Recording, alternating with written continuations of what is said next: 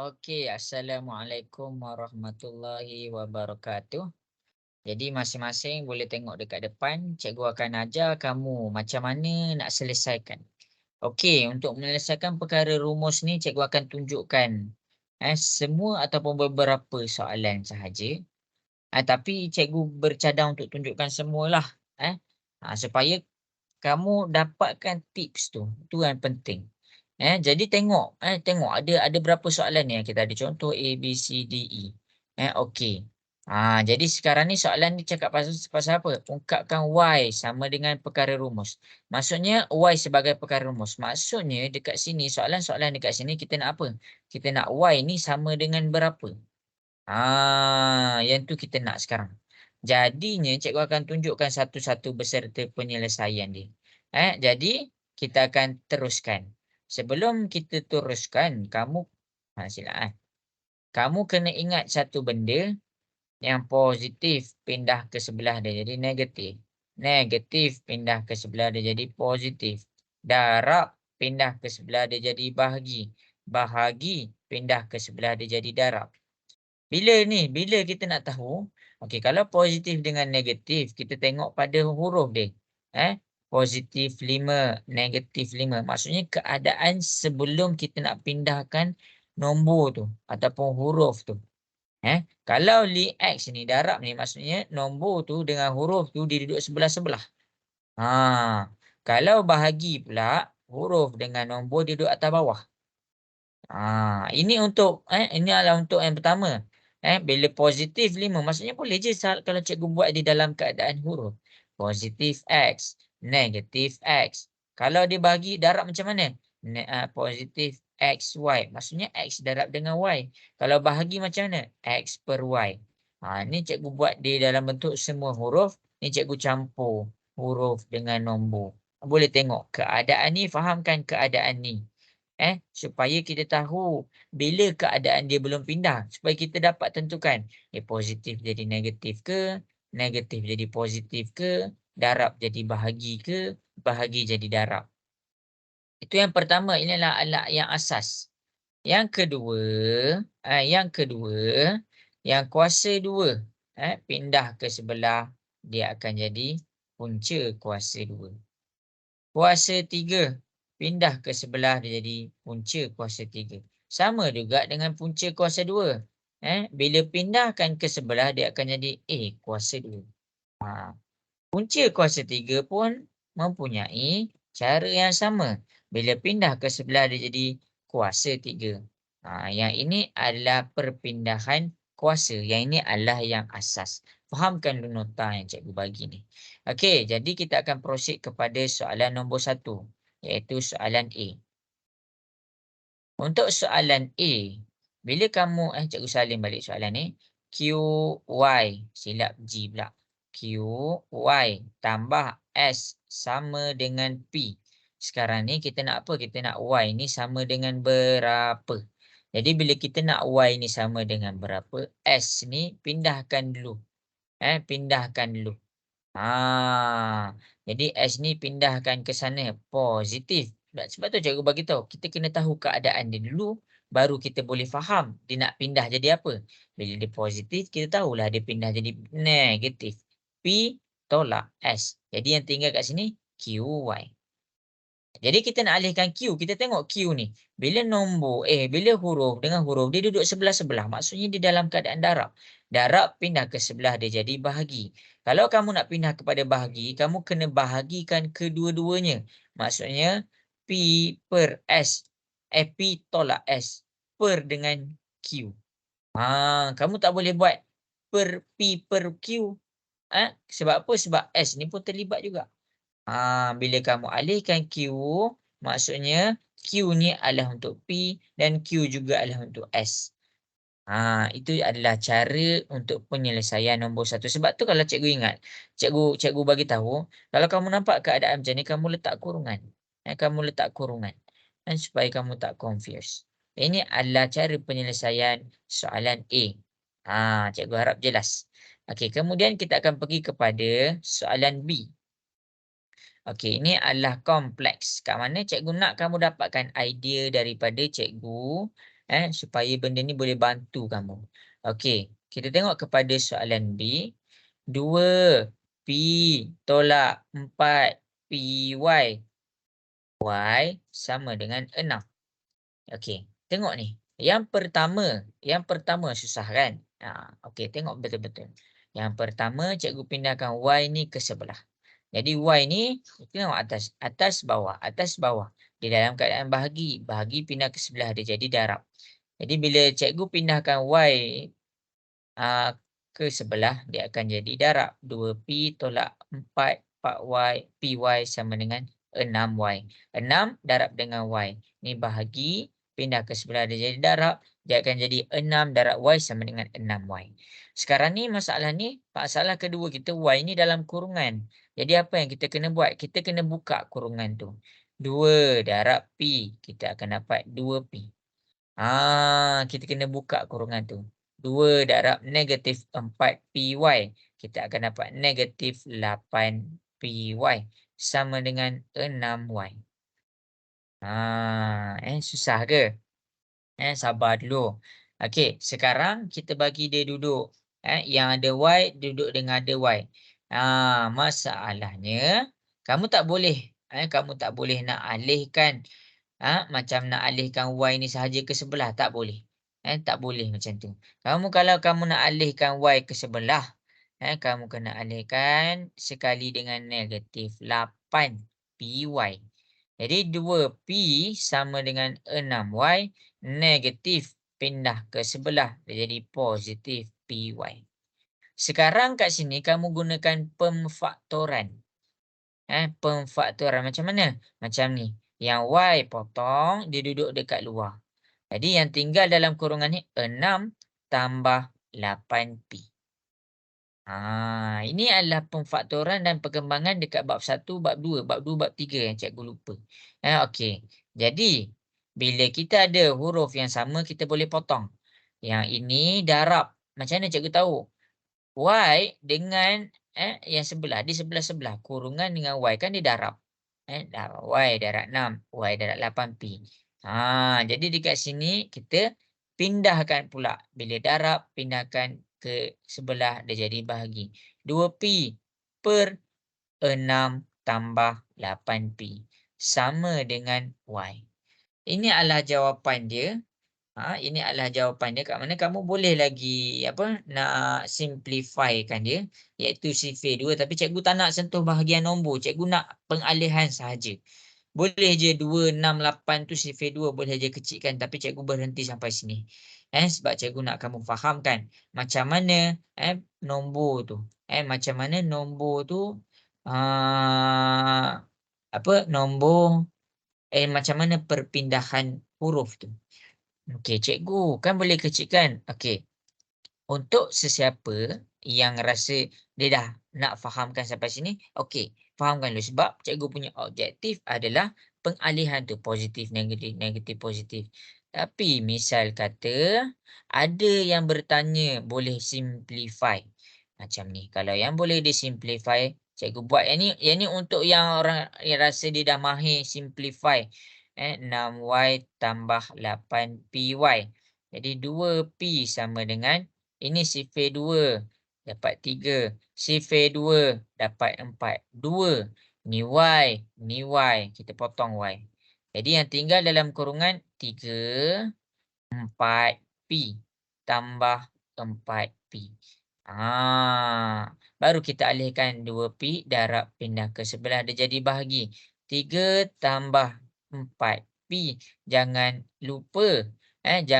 lupa yang kita nak alihkan dekat sini, dia termasuk kepada 2 ni. Dia termasuk 2 ni. Sama dengan Y. Jadi yang kalau kita nak potong, kenapa cikgu tak terus potong kat sini? Silap.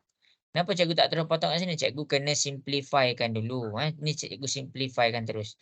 2 boleh potong, kamu akan dapat P sama per dengan 3 tambah 4P. Sama dengan Y. Siapa dapat jawapan ni pun betul. Cikgu dah berpuas hati sangat. Siapa dapat yang ini lagi mantap. Okey.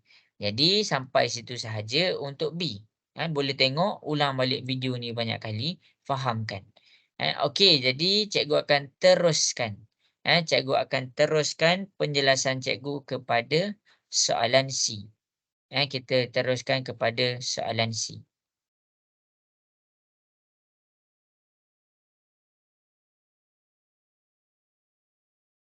Cikgu cari soalan C. Okey, soalan C. Okey, kita pergi kepada soalan C. Okey, tengok kita nak keluarkan Y. Macam mana kita nak keluarkan Y? Macam ni, cikgu salin balik. 8Y tolak 3R per 4 sama dengan 2T. Kuasa 2 boleh pindah ke sebelah. Pindah dulu kuasa. Tengok kuasa. Pindah ke sebelah. Dia jadi kuasa 2. 2T kurungan kuasa 2. Sebab apa? Kuasa 2 untuk T juga dan untuk 2 juga. Macam tu cara kita nak pindah dia. Jadi 8Y tolak 3R yang tinggal kat sini adalah per 4. Jadi sekarang ni kalau kamu nak buka kurungan ni, kamu boleh buka. Macam mana? 2 kuasa 2. Kamu, ni. 2 kuasa 2, kamu akan dapat 4. Tekan kalkulator. Jadi sebab tu cikgu tulis 4 kat sini. T kuasa 2. Ha. Cikgu tulis kat situ. Okey, sekarang ni darab pindah ke sebelah. Bahagi pindah ke sebelah, dia jadi darab. Darab 4. Yang ni tinggal 8Y tolak 3R.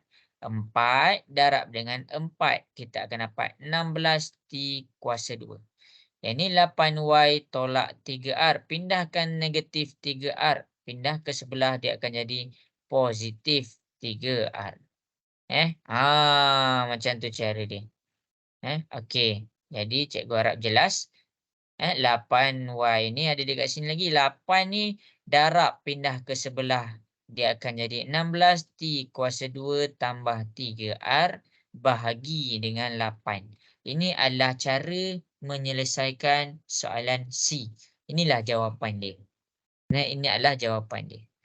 Kemudian cikgu akan tunjukkan kepada soalan D. Cikgu akan tunjukkan kepada soalan D. Okey, mana soalan D? Okey, salin tau salin semua A, B, C, D ni salin. Semua kena salin dalam buku nota kamu. Okey, D. 3Y kuasa 2, cikgu buat 3Y kuasa 2 tolak 11 per 8 sama dengan K. Pindahkan bahagi dari darab dulu. 3Y kuasa 2 tolak 11 sama dengan 8 darab K, dapat 8K. Negatif 11 pindahkan ke sebelah. Dia akan jadi 8K negatif pindah ke sebelah jadi positif 11. Kemudian pindahkan 3. Pindahkan 3. Jadi 3 ni dia duduk sebelah Y, dia dalam keadaan darab. Pindah ke sebelah, dia akan jadi bahagi 3. Lepas tu akhir sekali baru pindahkan kuasa 2. Kuasa 2 pindah ke sebelah jadi punca kuasa 2 8K tambah 11 per 3. Ini adalah cara menyelesaikan soalan D. Cikgu nak kamu faham. Cikgu terangkan lagi sekali. Okey, pertama sekali kita tak nak dia dalam keadaan bahagi. Bila kita nak Y ni, kita nak Y ni tinggal seorang-seorang, kita kena pindahkan 8 ni. Kita kena pindahkan 8 ni. Kamu tak boleh pindahkan negatif 11. Kenapa? Sebab 3Y kuasa 2 tolak 11 per 8 adalah sama je maksud dia 3Y kuasa 2 per 8 tolak 11 per 8. Benda ni maksudnya kalau kamu nak alihkan negatif 11, dia bukan negatif 11, dia negatif 11 per 8. Sebab itulah cikgu alihkan 8 dulu pergi pindah sana. Okey, cikgu harap jelas. Okey, yang kedua, jangan usik dulu yang ada Y. Kita alihkan dulu yang selain daripada Y. Yang sebelah dia. Jadi ni ada 11. Negatif 11 sebelah dia. Negatif pindah ke sebelah dia jadi positif. Sebab tu cikgu alihkan dia. Okey, 3Y kuasa 2. Okey, yang penting dekat sini adalah cikgu nak kamu faham. Cikgu nak kamu faham. 3Y kuasa 2. Kenapa tak pindah kuasa 2 dulu cikgu? Okey.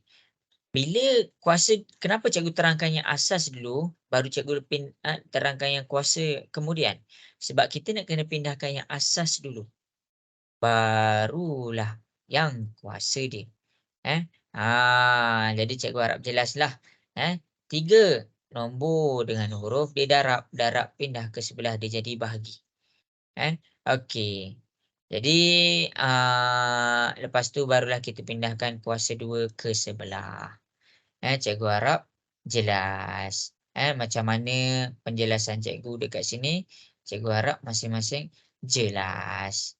Okey. Jadi kita akan teruskan penjelasan cikgu kepada soalan E. Kita akan pergi kepada soalan E.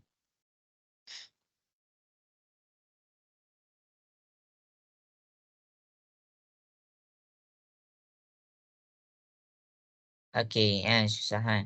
Okey, jadi sabar Okey, soalan E, masing-masing boleh tengok kepada soalan E. 18 dalam kurungan G kuasa 2 tolak MY kuasa 2 bahagi dengan Y kuasa 2 sama dengan 3. Okey, kita tak nak dia dalam keadaan bahagi-bahagi pindah ke sebelah, dia jadi darab. 3Y kuasa 2, 18. Jadi, 18 G kuasa 2 tolak MY kuasa 2.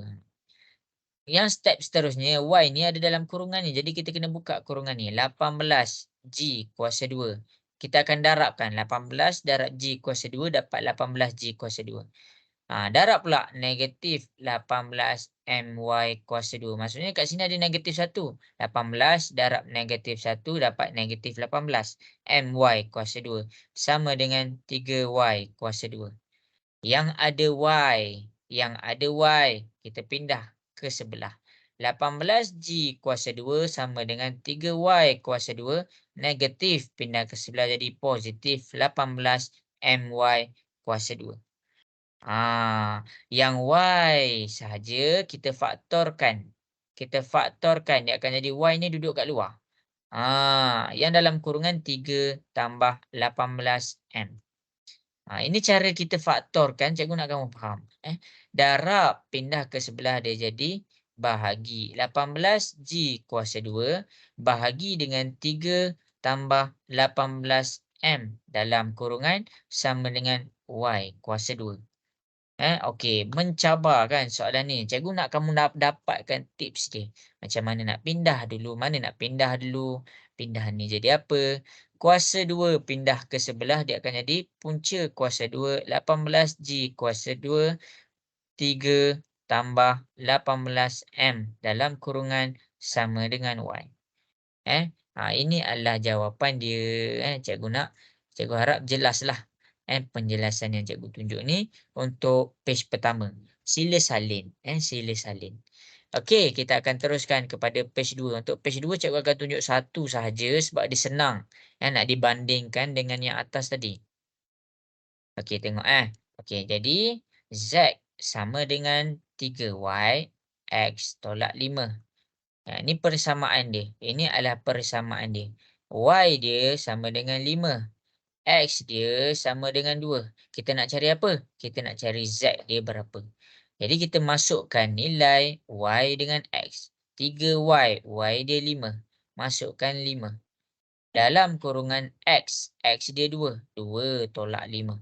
Jadi macam mana nak selesaikan? Selesaikan ni dulu. 3 darab 5. Z 3 darab 5 kita dapat 15. Dalam kurungan 2 tolak 5 kita akan dapat negatif 3. Kemudian barulah kita darabkan 15 darab negatif 3. Kita akan dapat negatif 45. Ini adalah jawapan A.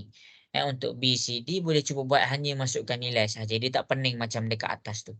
Saja cikgu bagi soalan atas tu susah supaya kamu boleh dapat banyak lagi tips macam mana cara penyelesaian yang betul.